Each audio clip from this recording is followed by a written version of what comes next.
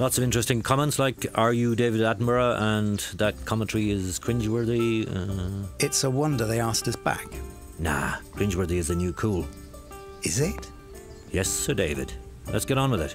Exactly. So now you can't say in my videos that I'm cringy, because it's cool. I'm a pretty cool guy, right? Welcome to the video.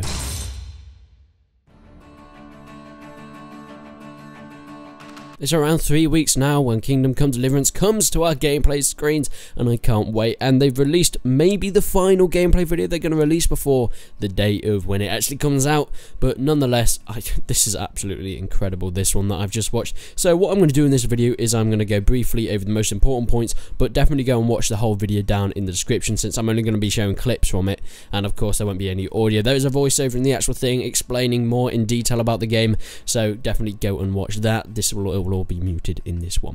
But yes, go and check out the main video after or before this one, depending on which one suits you best. First off, we see a lot more about stealth. Now, stealth has already been confirmed that it's definitely in the game. We knew that before. We actually saw some gameplay of on the thing was the 20th of December? Yeah, I think it was around that time, that there was actually a gameplay released of some stealth going on, and I thought that was absolutely insane how that worked and sneaking around, and it seems to work very, very well. But we saw that more in this video. Me personally, I'm a massive fan of stealth. Stealth games are some of my favourite ones, like the Tom Clancy, Splinter Cell series, things like that. I love Assassin's Creed for some of the stealth, well, the earlier ones, for some cool stealth in there as well. Stealth games are just my thing, and it looks really nice in this.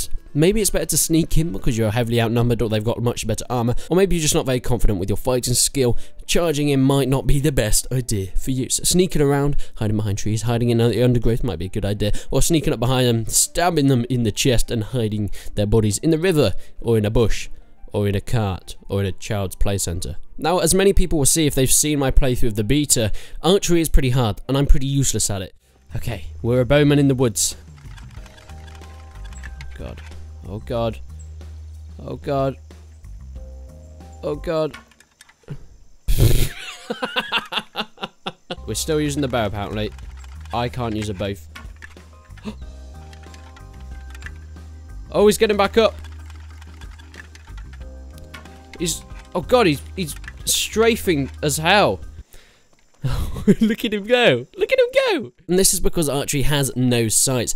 You're gonna have to do a bit of estimation and obviously improve your archery skill in order to be a bit more accurate with that. Archery is something that you need to be working on because it is very hard. I'm definitely gonna work on getting it a lot better because it's a silent weapon. You're able to use stealth with it. It doesn't make much noise as you ping it across the battlefield and get someone right in the eye.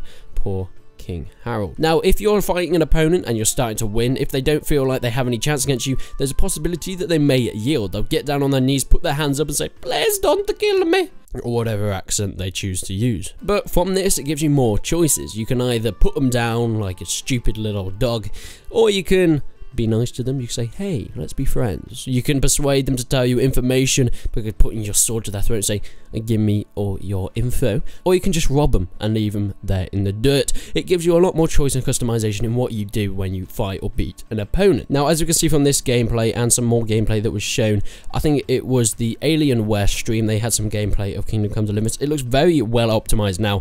I was a bit worried about optimization earlier on in the past, but it looks like they've got that optimization on point. It seems to be running very smoothly. Animations a lot better now since the beta, since that was a while ago, and voice acting is a lot better now. And I can see they put voice acting on all the side quests and characters, and pretty much everyone has voices now, which they didn't in the beta. So that was my worries, and it seems like they've all been pretty much fixed. So I'm very, very happy about that. Graphics extremely improved. The beta looked gorgeous, but for some reason they can't stop making it look better and better. I thought the beta was about as good as any game could look, but no, apparently they can make it better, and they did. The lighting effects, the shadows are very nice. It's very immersive, especially when you can see like the torches at night. I really love those scenes as well. Now, going on some stats of things, in the beta we played with one horse. We only really counted one horse, but horses, they have their very different types. You can get different types of horses. They have different names and you can call them whatever you want. I don't know why you do that, but you know. But they also have different advantages and disadvantages for like real horses in real life. For example, you could get a faster horse or a slower horse that's better in battle, or just a completely dumb horse that doesn't know what it's doing. But on the subject of horses, you can also modify them with better horseshoes or saddles to make them easier to control, maybe faster, go across better terrain and be a bit more controlled in those different environments. And you can get horse cruise control. Yes, horse cruise control. I don't really know how this completely works, but from what I'm getting, if you're going on a path, the horse will then follow that path that you're going on. So obviously it's not going to just veer off to the side unless it gets scared or something, I don't even know. But it will stay on that path and you can just sit back and look at the scenery. So that's really cool, I love that. Horses, they do just follow paths in real life, you don't have to constantly control them. So that's how this is working in the game. Now talking about paths, moving on to the map. How big is this map? That's always been a question. 16 by 16 kilometers. I think this is a great size. It's not too big like the DayZ map, which was way too big. You couldn't even get across it without having 6 birthdays in the meantime, growing old, getting a mortgage and a pension, and then accidentally drinking too much, breaking up with your wife, getting a restraining order, and living the rest of your life in Cardiff. But nonetheless, the map is a great size for Kingdom Come Deliverance. I feel like it can't be too big, otherwise people are just going to get bored having walking simulators, but it is a nice size that it is still this massive open world that you're not going to feel like you've been around everywhere too much. And on the map, every single village, building, town, city, or even just like woods or streams is extremely detailed based off real life areas of this land. You can see pictures of comparisons between the real life and the game in the Kingdom Come Deliverance, and it looks almost identical. Now talking a bit about map size, there is fast travel, which is a thing that a lot of open world games do, but I feel like Kingdom Come Deliverance is doing it in a really nice way to keep it with that immersion and realism, where you're not just teleporting to places. If you want to fast travel somewhere, you can only fast travel to certain places, of course, if you've been there before.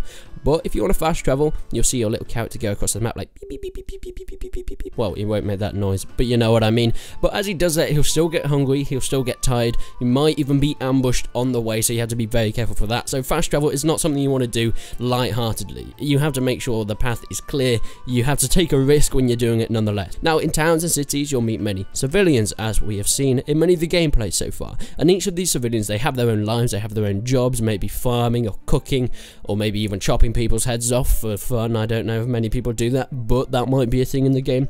But nonetheless, they have their own individual lives, and that's all going to be going on around you. This creates a massive immersive world that feels like you're in a real medieval kingdom. Now they may ask, as we see in some of the gameplay, someone's in the stock age and they say, "Please give me water."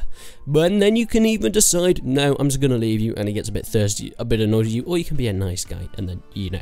I don't know what repercussions you can get from that, but maybe you get better relationships with people, or you get better skills with persuasion, or talking to people. I'm not 100% sure, we didn't get all the details on that, but it's a nice thing to create this realism that some civilians, they may stop you, they may ask you for help, and they're sort of side quests, so they're not the side quests, but they're even smaller side quests, which is really nice. There's short little things you can do.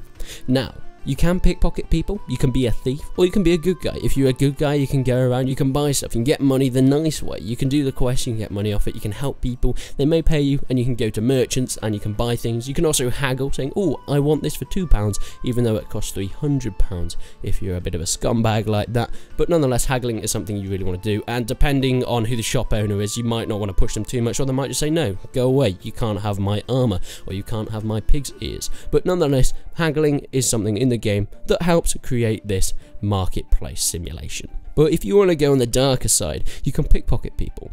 It's the best idea to wait until they're drunk in the pub, because that's a lot easier, of course, because they don't know what they're doing. They're probably just going to be lying down in the stream. That was not a great night for me. But once you pickpocketed them, in the gameplay we can see he pickpockets a merchant. He takes his key, he finds the house, and he goes into the house. There's a guard, he's sleeping next to the merchant's chest, of course, as you would if there's valuables there. And this is where we see something really cool. I didn't really expect this to see in the game, but we can see him smothering that guard. A little bit brutal, but quite cool as a stealth kill. Maybe we can just knock people out as well. I don't even know this guy. It looked like he died. I hope he died. Lockpicking is something that I've tried in the game and I completely failed at. It seems like it's something that is quite hard, but the higher level the chest, or the more important things in there, the harder it will be to pick the lock. And if you fail, it makes a loud sound, and guards can be alerted, and you can be chased down, and then you can be put in jail or sent off to Guantanamo Bay. Oh, and one other thing, some houses may have guard dogs. Now, it does say in the gameplay, is they're easy to silence, and it gives them a bit of meat. But I did think, as you were saying, they're easy to silence, why can't you just stab him in the throat? or, you know, like chop their feet off, or even just put a stone in their mouth so they can't bark. I don't even know. You could probably kill the dogs in the game to silence them, but if you're a nice guy, if you're a vegetarian like Hitler was, then you can just give them meat. Did I just make a Hitler joke in a Kingdom Come Deliverance video? Oh, the devs probably won't like me anymore. Moving on, we're talking about customization now. Now, you have numerous different slots. You have layers of armor and clothing that you can put on and use, and with these you get many different styles and looks you can get. You can also use clothes, as we've seen in videos in the past, to disguise yourself, especially going into bandit camps. You can disguise yourself as a bandit and they'll just think you're one of their own, and you can sneak in. Of course, you might need some persuasion if they stop to talk to you, and you can be like, hi, I can speak Hungarian, and then they might let you in if you succeed at that, and if they don't, they'll probably chop your nose off. But nonetheless, customization is quite advanced in this game.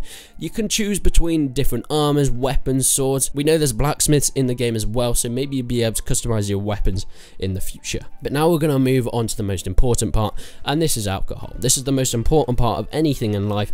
May it be fishing, may it be creating a new hip-hop beat, or may it be playing Kingdom Come Deliverance. There is alcohol in the game that you can drink in order to have different buffs and advantages. Now, there's something called Savior Schnapps, which is a type of alcohol that you can drink that quick saves the game for you. So, you know, if you find some of that, you might want to use that in the most risky situations before you go into a battle or a duel or start a scary mission. Take them Savior Schnapps and then you will be able to save the game. But nonetheless, if you drink alcohol, you can get drunk, and this can have some advantages. It makes you a bit more bolstery, you can be a bit happier, but also in the game it kind of increases your strength for a short while, and of course your endurance as well. Maybe you have more stamina for a little bit as well. And when you're talking to people, you can impress them, you can flirt with them, you get, hey, I'm a cool guy.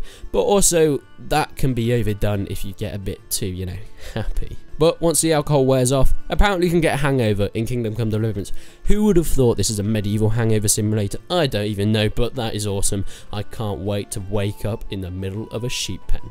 Now, one of the final things is talking about some combat. Now, we already know some of the customization of armor and things, and this is a bit of a specific thing according to helmet. You can get helmets with visors or non-visors. This protects your face more if you obviously have a visor. You can choose whether to put it up and down, but in the gameplay we can see he puts his visor up for most of the time because it gives better vision, but in the battle he puts it down so he can fight this dude off. He's got better face protection as the opponent does not, so that's giving him an advantage in the battle. So you can choose with, I guess this is going to work with different types of armor. Maybe, I don't know how other armor would be customized in order to give you better protection or less protection, but I guess in the last gameplay video, having less armor makes you a bit speedier. You can get around opponents, you can wear people with tin cans down, which is a nice thing to do, and also wearing darker clothes makes you a bit stealthier at night, which improves your stealth, and you'll be able to sneak in and fight. But that's pretty much it for this gameplay video of Kingdom Come Deliverance. If you enjoyed this video, if you want to see more, make sure you stick around this channel. We don't have long to wait now, guys. It is nearly time for Kingdom Come Deliverance to be played on the screen, and I'm going to be doing a walkthrough of the whole thing. And as soon as people start bringing out mods, we are having a modding series. I really want someone to make a Star Wars mod. That'll be awesome. Wait, what about a Middle Earth mod? Imagine Gandalf in Kingdom Come Deliverance. Oh my god.